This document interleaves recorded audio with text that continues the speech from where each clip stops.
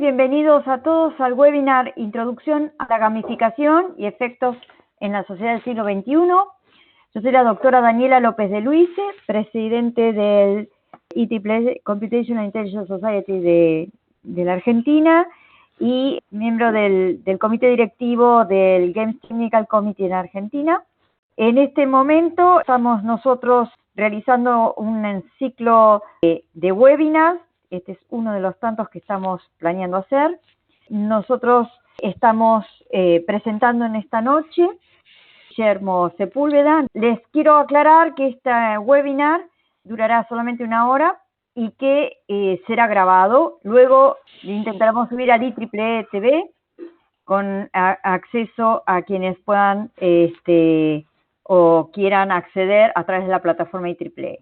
Quienes deseen un certificado de asistencia lo pueden reclamar a daniela_IEEE.org. Yo igual lo voy a poner esto en el chat en unos minutos. Quiero presentarles a Guillermo, que es magíster en gestión de personas y sociólogo, con 6 años de experiencia realizando relatorías y docencia en sociología de videojuegos y gamificación. Actualmente se desempeña como Game Manager en Heroes, aportando en el diseño de experiencias de juego fascinantes y comprometidas con el desarrollo profesional de las personas. Adicionalmente dicta clases en la Universidad SEC a desarrolladores de videojuegos. Bueno, los dejo sin más con Guillermo y recuerden, ustedes pueden intervenir, dar sus opiniones, enriquecer este webinar. Para eso tienen que poner en el chat, ¿sí? Que lo pueden acceder con un globito azul que tienen abajo, lo hacen clic ahí y pueden mandar el chat a todos y yo voy a ir indicando a Guillermo que pueda responder eventualmente, darles su momento. Muchas gracias, Guillermo. Todo tuyo. Bueno, bien.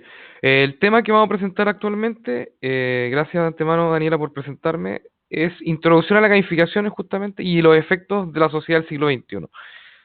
Bueno, Daniela ya me presentó, pero quiero que me conozcan más. Por ende, vamos a empezar dando una presentación de lo que soy. Daniela me presentó como profesionalmente, pero yo también tengo mis gustos, tengo mis gustos gamers. Me gusta Final Fantasy, Pokémon, Marvel vs. Capcom y StarCraft. Por algo llegué a la gamificación. Así que vamos a empezar de lleno ahora. De antemano les quiero informar que esta charla va a ser tanto teórica como experiencial. Vamos a mostrar, digamos, la base teórica de lo que yo he analizado realmente y he descubierto a nivel sociológico. Vamos a ver qué es la gamificación y también vamos a ver lo que va a suceder después o qué sucede a futuro con ella, ¿ya? Si no ahora, ¿ya? Para partir, hay que definir el juego. Según Johan Huizinga, el profesor sueco Johan Huizinga, el juego es una actividad u ocupación voluntaria que se realiza dentro de ciertos límites establecidos de espacio-tiempo, atendiendo a reglas libremente aceptadas, pero incondicionalmente seguidas, que tienen su objetivo en sí mismo y se acompaña de un sentido de tensión y alegría. Desglosemos. El juego es una actividad, tiene límites establecidos, con reglas propias y tiene un objetivo en sí mismo. Y además tiene como objetivo generar tensión y alegría. Y aquí hay que partir de la base de que lo que sucede en el juego siempre sucede en el juego y no impacta, o por lo menos Johan Huizinga lo creía, no impacta directamente en el entorno, digamos, del juego. Por ejemplo, si yo gano un partido de básquetbol, no necesariamente me voy a casar con mi mujer. Y tampoco voy a divorciarme de la misma. Porque el juego en sí es un micromundo, un microuniverso. Y es importante entender este concepto porque la base de la gamificación es el uso de los elementos del juego en otros contextos. En definitiva, es el uso de esta estructura que estamos mostrando aquí en la presentación en otros contextos. Pero lo que hace y permite a la gamificación es el acto de jugar. Y el acto de jugar, según Brian Sutton, es justamente lo contrario a la depresión. Y si bien es cierto, suena un poco delicado hablar de la gamificación, por una parte, usa el elemento del juego y los elementos del juego los trata de llevar a la realidad. Pero importante es siempre entender qué es jugar, que es básicamente el objetivo de la gamificación, o sea, activar el acto de jugar en las personas. Y según Brian Sutton, lo opuesto a jugar no es trabajar, curioso, sino que es la depresión. ¿Y a qué se refiere con esto? Porque esto es un tema delicado. Cuando uno tiene depresión o se siente depresión, yo he sentido depresión, yo he pasado por esos episodios, por ejemplo, uno siente cierta impotencia frente a ciertas cosas, como que siente que no puede hacer otras cosas o no puede hacer lo que quiere hacer realmente o lo que desea. Al contrario, en el juego uno puede hacer todo y tiene esa como sensación de superhéroe. Entonces, básicamente, motivar el acto de jugar o el acto de juego es motivar justamente em, uno de los activos quizás psicológicos más importantes en el ser humano, que es la sensación de sentir que tú puedes lograrlo todo. Y justamente ese es el objetivo de la gamificación. Dijimos que la gamificación tiene ciertos elementos, perdón, el juego tiene ciertos elementos, pero ¿por qué es importante el juego en el ser humano? El juego en el ser humano es importante porque permite la simulación y aprendizaje de habilidades, permite la distracción o la distensión y mejora la salud mental. O sea, de alguna forma, jugar es quizá nuestro mejor estado psicológico. Y la gamificación lo que hace es activar ese mejor estado psicológico que tenemos los seres humanos. Y el juego, a su vez, y aquí vamos a entrar en materia, tiene dos formas de estructurarse. Por una parte, está el juego estructurado o ludus, y por otra parte está el juego desordenado o paideia. En el juego ludus, por ejemplo, encontramos los deportes o todos los juegos complejos. Incluso los videojuegos pueden estar aquí. Y paideia, hablamos fundamentalmente de este juego improvisado. Imagínense un niño jugando. O podemos llegar incluso al nivel de los videojuegos. Paideia podría ser jugar Candy Crush. Y ludus podría ser jugar World of Warcraft o League of Legends. De alguna forma, lo que dice Cayoa es que el juego se puede expresar de diversas maneras, de forma estructurada o desestructurada. Y en gamificación eso es muy importante tenerlo en consideración, porque no todo juego es estructurado, ¿ya? Según Cayoa existen 4 tipos de juegos también: Agon, Alea, Mimicry e E-Links. En ello está, por ejemplo, los juegos competitivos, que son Agon, Alea, que son de suerte, Mimicry, que son de simulacro, E-Links, que son de vértigo. Y hay una autora que se llama Katia Mandoki, que incluye los juegos de exploración, ¿ya? ¿A qué me refiero con esto? Que uno puede diseñar proyectos de gamificación tomando en consideración estos 5 tipos de juego o mezclándolos. Pero siempre es bueno partir de la base que estos tipos de juegos también atienden a un tipo de motivación o un objetivo específico que se quiera tratar en el proyecto. Por ejemplo, los juegos competitivos se asemejan mucho a los deportes. Juego de suerte, a la derecha arriba, juego de póker, por ejemplo, abajo E-Links, vértigo. Ahí tenemos un juego de estos que se ven en los parques recreativos. Y Mimicry, por ejemplo, jugar al doctor. Eso es bien básico, pero sirve para entender como ejemplos. Y peripatos, actividades deportivas como el trekking, etcétera, ¿ya? Y en los videojuegos tenemos algo similar. Si bien es cierto, los videojuegos fusionan este tipo de juegos, tenemos uno que predomina sobre otro. Por ejemplo, League of Legends competitivo, Mario Party es un juego de suerte, un tablero, básicamente. Alone in the Dark, juegos de terror, vértigo, juegos de imitación, por ejemplo, Sims. Y por ejemplo, juegos de exploración, The Legend of Zelda Breath of the Wild, que es un juego que salió ahora para Nintendo Switch. Entonces, estos tipos de juegos no solamente se expresan en el mundo analógico, en el mundo físico, sino también en el mundo digital. Y profundizando aún más, los juegos que mencionamos requieren de una acción, una condición y una característica eje. Esto lo menciona muy bien Katia Mandoki, que la mencionamos anteriormente. El acto de juego que tiene que predominar en los juegos competitivos es el desafío, la condición, la rivalidad, y la característica eje, la competencia. Y así los distintos tipos de juegos tienen una acción predominante, una condición para que esa acción se reproduzca y una característica eje que se tiene que dar con los demás jugadores para que el juego exista, ¿ya? A su vez, el juego, como mencionamos atrás, en presentación, en diapositivas anteriores, mezclan, o sea, pueden ser estructurados o desestructurados. Por ejemplo, y eso puede generar ciertos inconvenientes. Más que mal, el juego, y eso es importante entenderlo, y también la gamificación como canal, trata de canalizar ciertas motivaciones psicológicas y activarlas y canalizarlas. Y una forma, por ejemplo, digámoslo así, correcta de fomentar el agón es la competencia, pero una forma incorrecta o cuando el agón se desborda, puede eso generar rivalidad o competencia innecesaria. Entonces uno tiene que estar muy bien parado dentro del proyecto, saber muy bien hacia dónde va y canalizar de alguna forma que no se vaya hacia el lado, como se muestra en el recuadro, del prendimiento para idea. Por ejemplo, en Mimicry, el disfraz y la mascarada importa mucho, pero si el juego se desborda, puede terminar en el engaño o la estafa. Entonces, uno tiene que tener cuidado cuando uno canaliza un proyecto de gamificación de que los jugadores, los usuarios, los ejecutivos, por ejemplo, en un ambiente laboral, no se vayan para ese lado. Y vamos a ver ahora también un poco de historia para entender cómo surgió y dónde surgió y bajo qué condiciones sociales empezó a surgir la gamificación y hacia dónde va. ¿Ya?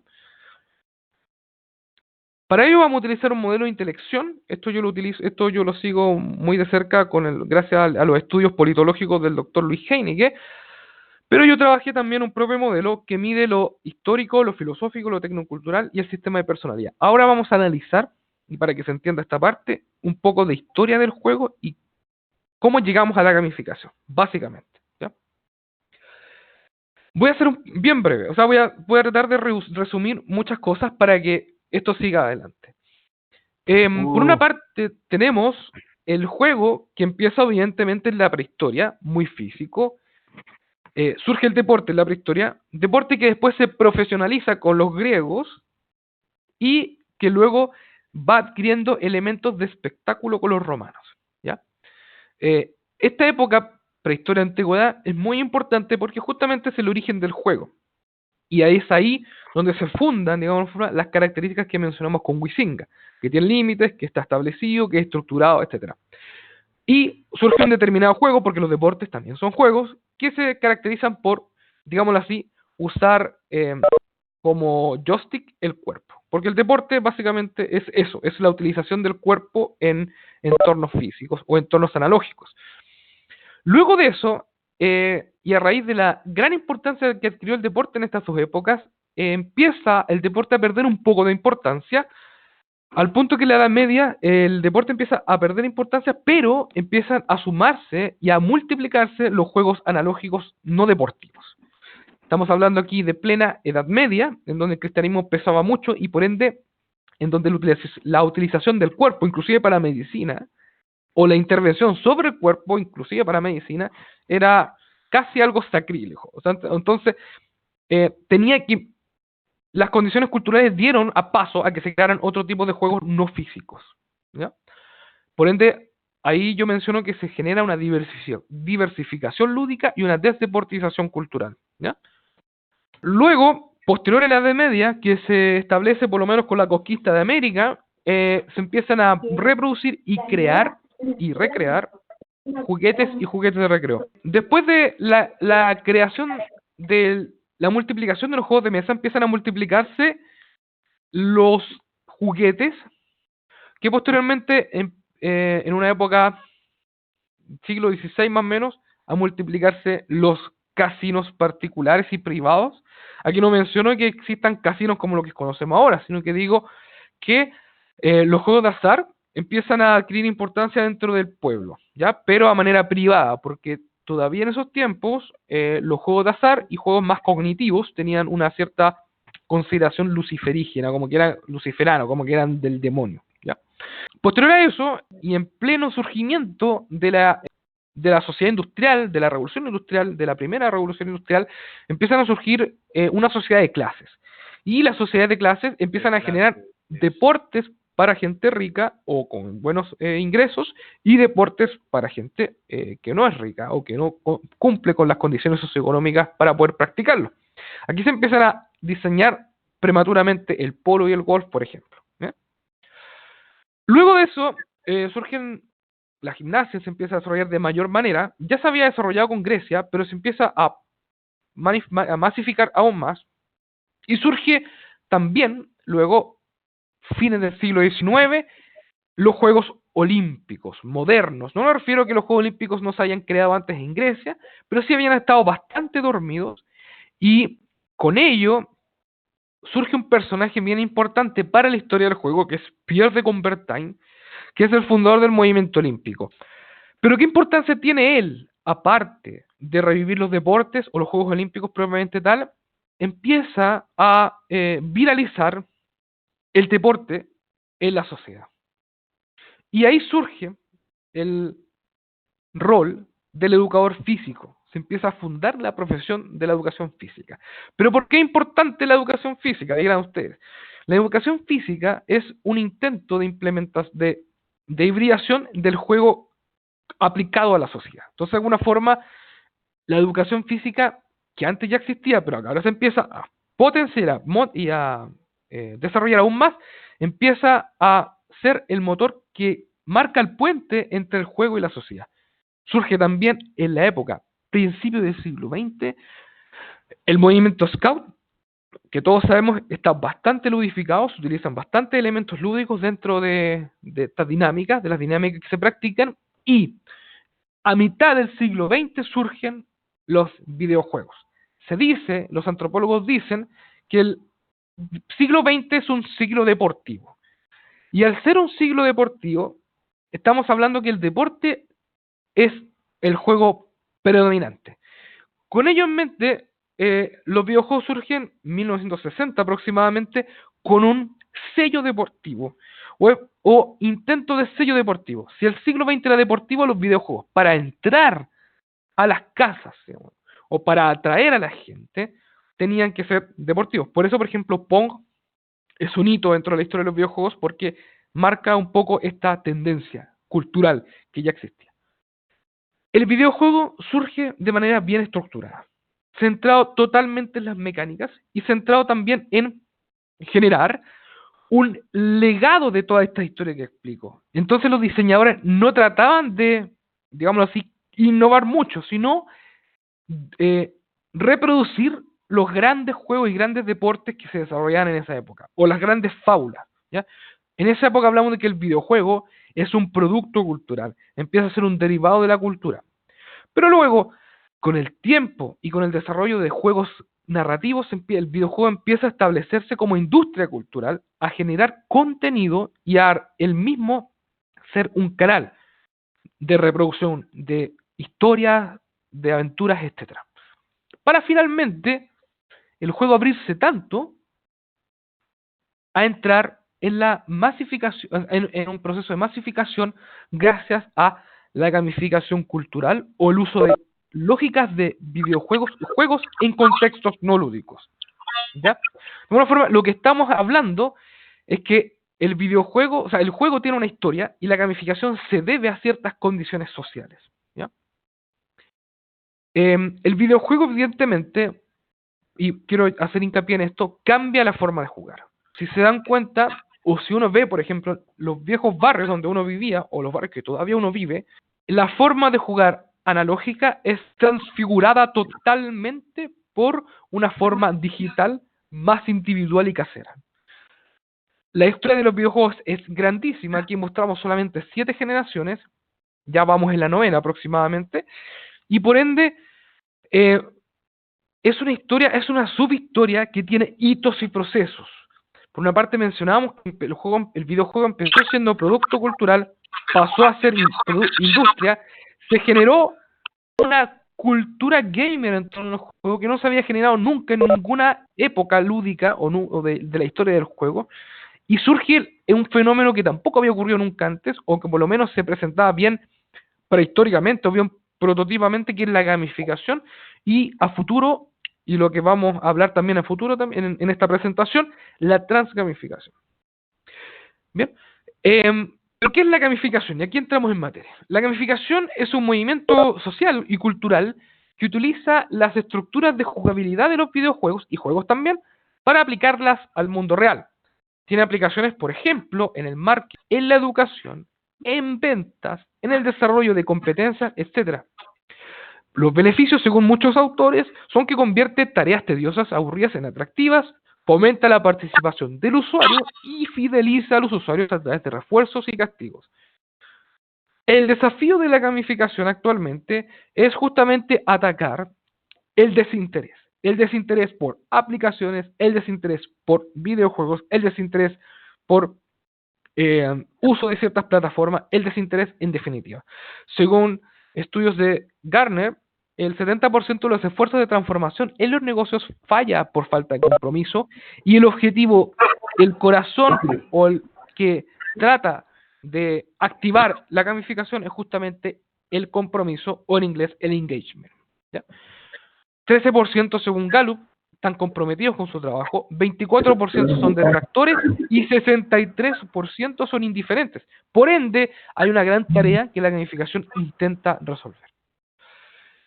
Bien, ya dijimos más o menos qué es la gamificación, ¿eh? Pero sería bueno también hablar qué no es. La gamificación no es un videojuego. ¿Ya? En primera instancia, lo que hace la gamificación es solamente utilizar el pensamiento de juego y los elementos del juego. No tiene gameplay y tampoco está hecho para distraer o just for fun o entretener, sino que siempre está focalizada en un objetivo. ¿Ya?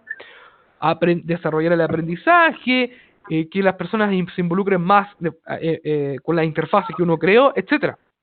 A diferencia de los juegos, por ejemplo, que tienen todo, están hechos para distraerse, tienen gameplay, tienen elementos de juego y tienen el pensamiento de juego, la gamificación, de alguna forma, al tratar de ser híbrida con la realidad, utiliza la realidad como gameplay. ¿Ya? Bien. ¿Y cómo gamificar algo o que parece como bien teórico todavía, o despertar lo lúdico? Primero hay que entender de que, así como la gamificación usa los elementos del juego, los elementos del juego a su vez tienen una correlación o un cruce con deseos humanos. Deseos humanos, por ejemplo, como el premio, el deseo de estatus, el deseo de logro, autoexpresión, competición y altruismo. Entonces, cuando uno diseña un proyecto de gamificación, uno tiene que considerar siempre qué deseos humanos está tocando.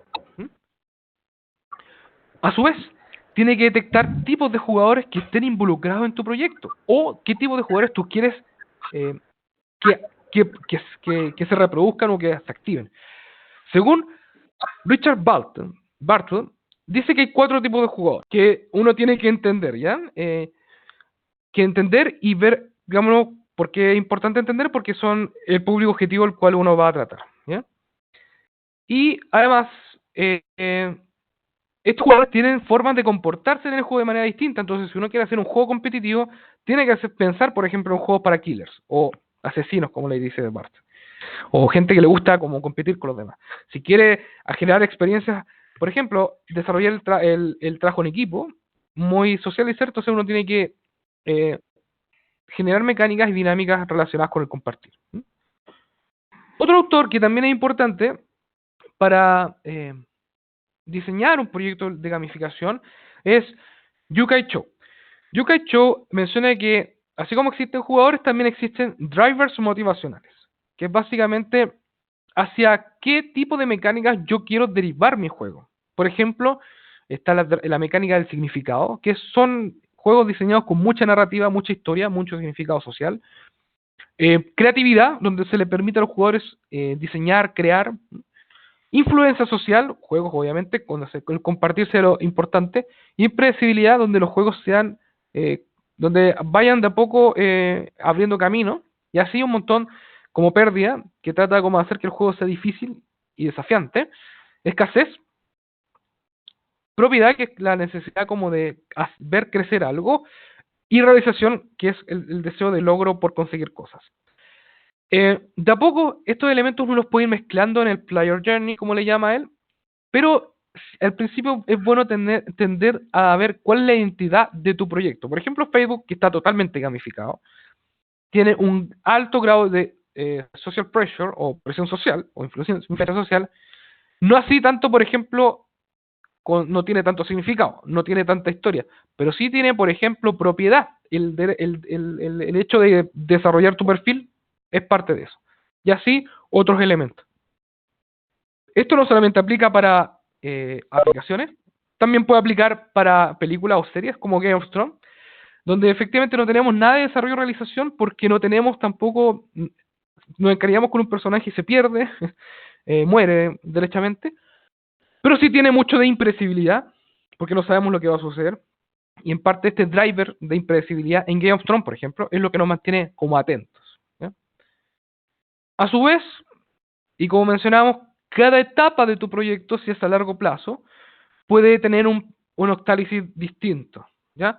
Por ejemplo, al principio es bueno fomentar la predecibilidad, luego que haya más logro, luego que puedas compartir con los demás y finalmente que sientas la sensación de que estás creando algo o estás terminando el juego de manera eficiente. Entonces, no voy a entrar mucho en detalle con respecto a esto, pero lo que quiere decir el octálisis, o lo que quiere decir Yokai-Cho directamente, es que para cada etapa de juego uno tiene que estar pensando qué va a haber. No puede ser el juego muy lineal porque va a ser aburrido, ni tampoco muy difícil porque puede ser frustrante. O sea, no puede ser ni muy difícil ni muy fácil. Si es muy difícil, es frustrante. Y si es muy fácil, es aburrido, ¿ya? Tenemos que mantener el equilibrio entre ambos elementos. Es lo que se llama también la teoría del flujo. ¿Mm? ¿Y cómo nosotros lo hacemos con Batch Hero? Nosotros básicamente tenemos una aplicación que uno la puede descargar, pero no puede ingresar a la aplicación sin antes haber sido informado o notificado, donde las personas a través de la aplicación em, pueden ver actividades, campañas, misiones, derechamente, ganan puntos de experiencia y pueden finalmente, si lo desean, canjear un premio que es codiseñado básicamente con el cliente. ¿Cuál es la diferencia de Bat Hero con respecto a otras instancias? Por ejemplo, Lego Serious Play, que nosotros lo hemos practicado y yo creo que es una buena técnica, es análoga, pero tiene poca trazabilidad en el campo, en el tiempo. O sea, es muy tallerística. Se puede hacer en un espacio determinado, en un contexto, pero no se le puede generar mucho futuro a esa proyección, salvo que se haga una consultoría, etcétera. Tenemos también los CRM o plataformas de interacción con clientes, como Batchville o Salesforce, que efectivamente son costosos, pero su objetivo no es tanto entretener, sino justamente más funcionan como herramientas de administración. Y también tenemos los e-learning, que en general son muy potentes a nivel tecnológico, muchos elementos audiovisuales los cuales uno puede aprender, pero también tienen poco engagement. Nosotros aseguramos con Batch Heroes que la actividad sea remota, o sea que tú puedas tener tu teléfono bajo costo y que tenga una trazabilidad en el tiempo, o sea que uno pueda hacer un proyecto de un año, por ejemplo, con Batch Hero, jugar una capacitación de un año, que puede ir cambiando, pero se le puede dar al proyecto en general una prospección de un año, ¿ya? Ejemplos, por ejemplo, de utilización de Batch Heroes, tenemos AgroSuper, que es una empresa de alimentos, básicamente, donde se les enseñaba a los vendedores sobre ciertos productos y también se les incentivaba a vender. Actividades como más eventuales también, muy parecidos a los Lego Serious Play, pero más al aire libre, como los indoor o los outdoor, por ejemplo, donde realizamos actividades con PepsiCo y así otras empresas, en donde de alguna forma tenían que ir recorriendo ciertos lugares del territorio y utilizando Batch Heroes como bitácora. Ahí Facundo tiene una pregunta. Sí, Facundo. Más anterior, en la presentación, vos habías hablado sobre digamos, la separación de un juego como Ludus y Paideia. Claro. Habías dicho que uno era más estructurado que el otro, y habías dado el ejemplo de lo estructurado de League of Legends y el StarCraft, creo, y de Paideia y el Candy Crush. No entendí ahí bien el concepto de estructurado digamos, con los dos ejemplos, como que ahí ya he perdido. Ya, me explico. A nivel de complejidad, efectivamente hay juegos donde uno interactúa con mayor cantidad de elementos. Por ejemplo, uno cuando juega fútbol, interactúa con el marcador, interactúa con otros jugadores, interactúa con la pelota, interactúa con la cancha, interactúa con el arco, etcétera. Interactúa incluso con su propio uniforme. Pero, por ejemplo, si uno lo compara con jugar a las polcas o las bolitas, como se le conoce, o por ejemplo, jugar a la escondida, que si bien es cierto son distintos tipos de juego, uno es más estructurado que otro, ¿se entiende? Por ejemplo, una competencia de atletismo es mucho más estructurada que un juego de escondida en la calle, ¿se entiende? Sí, bien, bien, bien. Claro, por ejemplo, Ahí me en los quedó más videojuegos, claro, sí. en los videojuegos se ve también, por ejemplo, League of Legends, uno interactúa con mayor cantidad de elementos que Candy Crush o que Tetris. Eso no quiere decir que un juego sea más desordenado que el otro, sino simplemente complejo en cantidad de elementos. A eso me refiero. Fabio, sí, consulta nomás. Sí, te escucho, Fabio. No, me preguntó si iba a estar disponible la presentación. Ah, sí, si está disponible. Daniela se encargará de eso después. La presentación, y también lo vamos a subir como video, lo vamos a difundir a través de las redes sociales y de los emails. Sigamos, ya, perfecto. Ya. Bueno, ahí mostraba algunos ejemplos de utilización de Batch Hero que evidentemente, a propósito de la pregunta anterior, pues pueden ser más estructurados o desestructurados que lo que se muestra. Bueno, y también tenemos apariciones en prensa, entonces eso lo pueden ustedes ver en googlear, incluso en www.batchheroes.com para que lo puedan ver, ¿ya? Mira, Álvaro pregunta algo. Álvaro, cuéntame. ¿Hay alguna manera de determinar el nivel de complejidad óptima para un proyecto? Mira, la complejidad que tiene que ver mucho con el diseño de la curva de dificultad que uno tiene en un proyecto, hace más relación con la competencia que tú quieres desarrollar, ¿ya? Y al grado de cumplimiento de esa competencia a la cual tú quieres llegar. Ahí sigo mucho a Marta Ales, que tiene un diccionario de competencias donde dice que las competencias o habilidades tienen un grado de cumplimiento. Entonces, por ejemplo, si uno le exige a un operario que su competencia, por ejemplo, de trabajo bajo presión, se pueda desarrollar hasta el nivel 4, del 1 al 4, evidentemente, el juego primero exige más tiempo y por cada grado uno tiene que poner, evidentemente, una dificultad mayor, ¿ya? Tiene que dividir quizá el proyecto en 4 por cada grado y en cada grado darle un nivel de dificultad cada vez mayor. No sé si contesto tu pregunta con eso. Roland tiene alguna pregunta. Algo sobre educación. Supongo que tiene que ver con Steam, ¿no? Gamificación en el aula. Nosotros practicamos gamificación en el aula con Batch Hero también. Quizás después podemos conversar más en detalle si quieren. Perfecto, Roland. Bien, y como la charla habla de cuál es el impacto y qué es lo que viene a futuro, ¿qué pasa cuando el juego deja de ser un medio y empieza a ser un fin? Cuando la gente empieza a convertirlo en una realidad. ¿Qué pasa cuando ya estamos gamificados y estamos tan gamificados que queremos nosotros mismos gamificar? A ese fenómeno se le llama la gamificación cultural o transgamificación.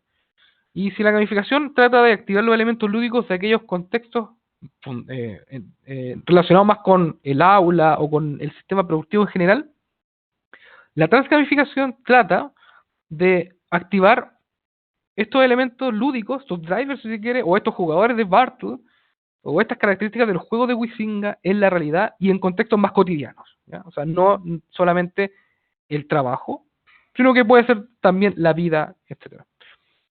La gamificación generalmente es protagonizada por game designer y la transgamificación por los mismos jugadores gamificados o comunidad de gamers. La transgamificación también ritualiza ciertos contextos. De alguna forma es como volver a gamificar algo que está gamificado o expandirlo, volver por ejemplo la música de videojuegos en algo más lúdico, satirizar cosas, expandir un poco el contenido del videojuego o del juego que tú diseñaste a otros horizontes. Y actualmente existen dos culturas gamer que hacen eso, pero la que es más potente evidentemente es la digital. Y hablamos de esto como un fenómeno cultural en donde el juego ya no es solamente está centrado en el proyecto, sino que está incluso centrado en la realidad. Por ejemplo, la masificación de murales de videojuegos, la utilización de los coleccionistas de videojuegos que de alguna forma expanden aún más tu proyecto gamificado o el proyecto de juego gamificado, especialmente los videojuegos tienen más de eso, coleccionistas de muchas cosas, y se genera un cierto fandom, que es como un público experto que ya ama tu juego o ama derechamente tu proyecto al punto que trata de viralizarlo al máximo. ¿Ya? La idea de la presentación es que entiendan de que por una parte hay el juego siempre ha sido un espacio de recreación, que de a poco se ha ido utilizando para cimentar otros proyectos como educativos o profesionales, y la gamificación como fenómeno, como hito, no es solamente una metodología, sino que también un hito cultural del juego, y la transgamificación por ende también. No voy a ahondar tanto en la transgamificación a nivel de metodología, pero sí es importante entender que como base lo que hace la transgamificación es cuando tu juego la gente lo ama tanto que empieza ella misma a generar contenido en torno a él. ¿Se entiende? Es como lo que pasa cuando la gente ama las sagas de videojuegos o las sagas de películas. Lo mismo puede pasar con un proyecto de gamificación. Entonces, la metodología de transgamificación lo que busca hacer es superar la gamificación, no reemplazándola, sino que proyectándola aún más allá del proyecto. Así que eso, muchas gracias. De antemano dejo este espacio para que me hagan preguntas y todo lo que quieran. Aquellos que quieran hacer un comentario, un aporte, una consulta, bienvenido sea. Todavía tenemos 7 minutos, 8. Rolón Esteban estaba buscando hablar sobre educación. Sí, justamente. Experiencias educativas hay varias, pero efectivamente, claro, es que ahí tú tienes que definir cuál es tu público objetivo. Por una parte puede ser el profesor, que puede ser algo más, entre comillas, laboral si se quiere, o el alumno, que derechamente toca ya más el tema del aprendizaje. Nosotros en matemática, a través de Batch Hero, hemos diseñado también capacitaciones breves, pero no son capacitaciones así como de 1 año, 2 años, es en la clase.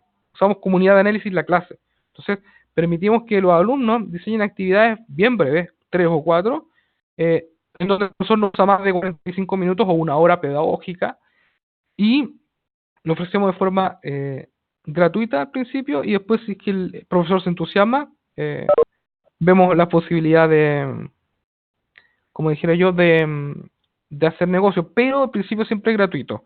De hecho, tenemos en una fase como de expansión gratuita del uso de Batch Hero en educación, así que si tú quieres conversar, Daniela te puede dar mi correo y podemos conversar mañana para que nos vayamos todos a dormir tranquilos y, Sí, con y en respecto a detalle. eso, Guillermo, yo no sé también cuál sería tu preocupación, no sé qué nivel de matemáticas tampoco está, pero bueno, acá en el chat pongo también, hay iniciativas que ya tienen como 10 años, como GeoGebra, que son gratuitas, pero Muy son bien. plataformas que tienen muchas aplicaciones disímiles. De todas formas, me permito aportar también, ya que esto es medio debate también, que esto depende mucho de la institución educativa. Y en la experiencia que nosotros tenemos con la Sociedad Científica Argentina, estamos tratando de llevar un poco la ludificación y los videojuegos junto con otro tipo de experiencias. Y el stopper más grande, yo podría decir que es la misma entidad educativa y la mentalización. En eso rescato lo que dijo hoy Guillermo, de que hay un problema de que hubo una comunidad gamer que se tuvo que desarrollarse una cultura gamer, y yo creo que con esto está pasando lo mismo en las aulas. Hoy por hoy muchos profesores creen que poner un videojuego es como no enseñar, y tal vez no lo consideran directamente como una buena herramienta educativa. O sea, por ahí se confunde una herramienta educativa, como puede ser la tiza, un videojuego, con la experiencia pedagógica. Y creo que al menos nosotros desde la sociedad científica estamos encontrando este problema. No sé qué opina Guillermo o qué opina... Bueno. Justamente, esto es un comentario general. Para todo proyecto, para los niños es más fácil. Especialmente niños nosotros acá en Chile tenemos de quinto a octavo básico como el ciclo de edades de 10 a 14 años. Para ese ciclo es muy fácil decirle que es un juego, pero para público más infanto, más adulto, más adulto, directamente yo he tratado más con adultos que con niños, tú tienes que ofrecerlo como una capacitación, y a veces como una capacitación obligatoria. Lo que tiene de lúdico es por añadidura, pero que lo descubra debajo de la sábana, digamos, o que lo encuentre como sorpresa. Pero cuando tú le dices a alguien adulto que esto es un juego, lo toma como que esto es una distracción que no va a servir para nada. Así que sí es muy importante la parte comunicacional, que empieza cuando tú invitas a jugar, y ahí termina cuando tú terminas del proyecto. Nunca termina, de hecho, la parte comunicacional. Acá Florencia aporta algo interesante que ella incluso de chica también estuvo usando, con lo cual nos está manifestando que sí existen iniciativas, pero nuevamente lo que dice Guillermo, no se considera como una enseñanza. Claro, una enseñanza y uno tiene que decirlo del principio. A veces hay que aclararlo una y otra vez.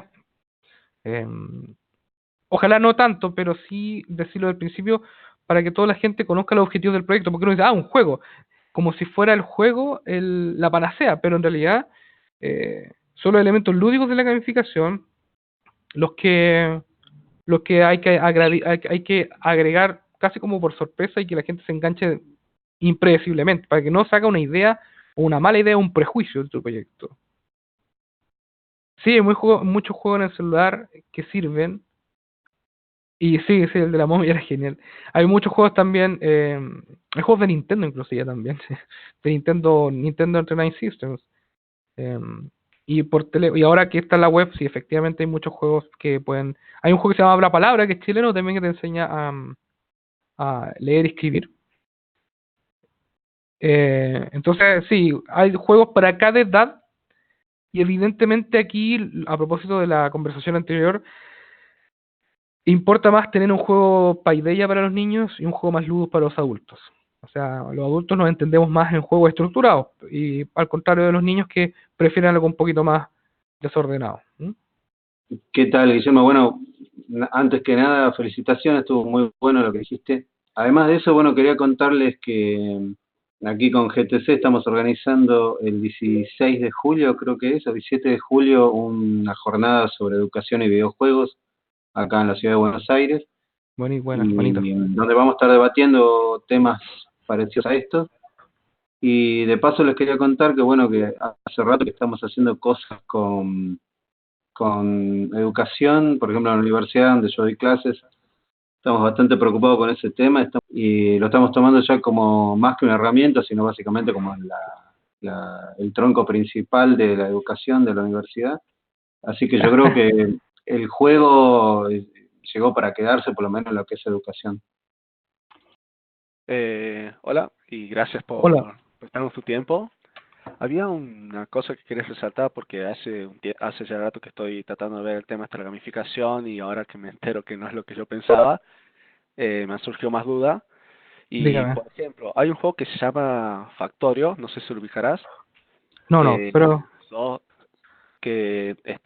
como un astronauta que termina en un planeta extraño y tu objetivo es salir de ese planeta. Y para eso tenés que empezar a conseguir recursos, desarrollar tecnologías, crear líneas de producción y todo eso para seguir extrayendo recursos y seguir mejorando la tecnología. Pero una de las dificultades que tiene eso es que genera contaminación y eso atrae monstruos que te terminan atacando. Por ejemplo, en ese tipo de juego te muestra lo que son los conceptos de administración de recursos, te inculca un poco el tema de la contaminación y las energías renovables, porque también puede hacer uso de paneles solares y todo eso. Y quería saber si eso no sé si se podría llegar a hacer con lo que con lo que entendí que es la gamificación. Se podría llegar hasta a hacer algo de ese estilo, inculcar una idea de como esa, pero haciendo uso de la gamificación, porque el Factorio más tiene un concepto de videojuego Serious Game. educativo, claro, Serious Game sería, es lo que voy entendiendo. Claro. Entonces, digamos, en resumen, ¿cuáles serían casi los límites, por así decir, que tiene la gamificación? Porque no puede pasar a ser un juego ya. Claro. Una cosa y la otra, digamos. Claro, yo utilizo una diferenciación que a veces sirve, a veces algunos confunden, pero no sé si te aclare. Yo hablo de gamificación cerrada y gamificación abierta. La gamificación cerrada incluyo, y ahí sigo un poco también a Yugai Show, a los serious games. Cuando tú quieres aprender algo a través de un sistema de juego cerrado. Sistema de juego cerrado porque todo ocurre dentro del juego. ¿Mm? Pero un sistema más abierto, y ahí hablo de gamificación abierta, sería como lo que presentó, lo que sugirió Dan. Tú abres el link y puedes ver eso, que lo que hace no es utilizar un sistema de juego cerrado, sino que usar solamente, algunos le llaman átomos del juego o elementos del juego, para ludificar actividades reales. Yo siempre utilizo el ejemplo de Hogwarts. Hogwarts es distinto al videojuego de Harry Potter, ¿cierto? Hogwarts me refiero como sistema educativo. Hogwarts es un sistema totalmente gamificado donde tú ganas puntos por competir. No sé si conoces Harry Potter o has participado de los Scouts. Conozco Harry Potter, digamos. O los Scouts. Los Scouts, si se dan cuenta, ellos no juegan videojuegos de Scout. Ellos aplican ciertas lógicas de videojuego como los premios, las medallas, los rankings, que son elementos del juego, en otros contextos. Entonces la gamificación es más consultoría que diseño de juegos, ¿se entiende? Más una consultoría de procesos que un diseño propiamente tal de un sistema de juego. No obstante, la consultoría es una consultoría distinta, porque es una consultoría donde uno convierte los procesos en etapas, en niveles, convierte las actividades en misiones, transforma y toma en cuenta elementos del juego para enganchar a esas personas en estos procesos que tú estás diseñando. Entonces, es un diseño de experiencias más que un diseño de un sistema. No sé si se entiende. Claro que sí. Muchas gracias. Gracias. Gracias a todos. Bueno, estaremos haciendo más webinars, esperemos con la participación de ustedes y de más personas. Vuelvo a reiterar que aquellos que quieran pueden solicitar el certificado a través del email daniela-ldl@ieee.org. Y bueno, con esto damos por concluida por ahora esta comunicación, este intercambio. Agradecemos desde ya, desde el IEEE Games Technical Committee, su participación y esperamos tenerlos también colaborando activamente con nuestro Games Technical Committee. Tienen en la web y a través de mi email, si no lo saben, también pueden acceder al formulario para registrarse y colaborar con nosotros. Desde ya, muchas gracias. También ahí está Daniel, Dan, estamos todos juntos. Yo trabajo con Daniela en muchas cosas y así que podemos conversar muchas cosas.